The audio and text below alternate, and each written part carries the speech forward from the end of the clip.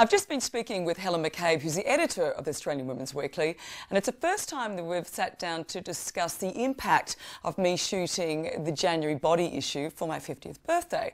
Because what came out of it, for me anyway, was this sort of avalanche of women being very critical of themselves and of each other.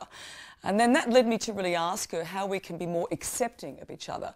And it was interesting what she said. She's sort of basically saying we need to be more informed, and the most important thing that all of us can do is to read, read, read.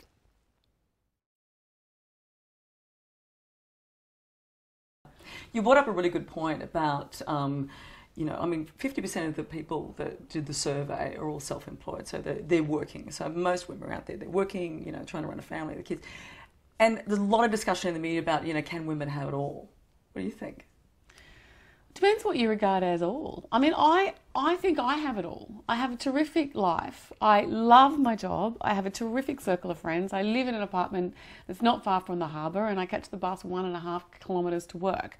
I'm actually essentially very happy. But I think in this country, and I think again it's a bit of an Australian thing, that's not regarded as having it all because I don't have the 3 kids and the husband.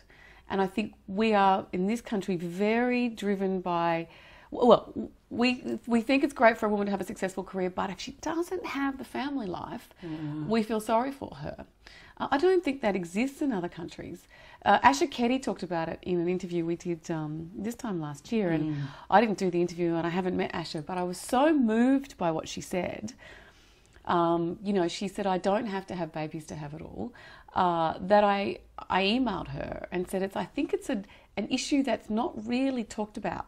And, you know, equally, I'm going to turn the tables. You can have 3 beautiful kids, a great husband, you can go for a walk every morning and be very happy in your life, but you can still be made to feel, if you don't have a hotshot career and hair extensions, that somehow you don't have it all either.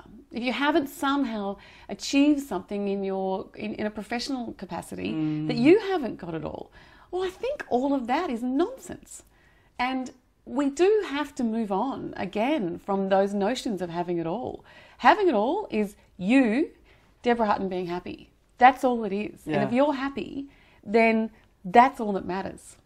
So do you think it's because we kind of put ourselves up against others? This whole thing about, well, they've got that and I should have that, or I think you know, some women do. Because everyone's recipe for balance is different. Yeah, and some people do. I don't. I don't. I look at the Governor General and I just go, wow, congratulations. Yeah. But that's having it all. She's the Governor General, the first female Governor General. She has 5 children. She's, I don't know, 47 grandchildren. They're all perfect.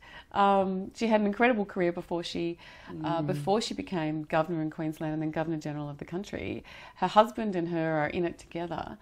But, geez. She looks immaculate. She speaks beautifully. I mean, that's having it all. But, you know, I'm just tired thinking about it. I can't even imagine what her life is like and how she did it. But you have to I think you have to be mindful again of what you think is having it all. Yeah. And if it's being able to sit on the lounge and watch telly on Friday nights and, you know, not have to go out to a function, well, then that's your life. So I suppose it's sort of finding your sense of self and your own sense of balance and what's important to you. And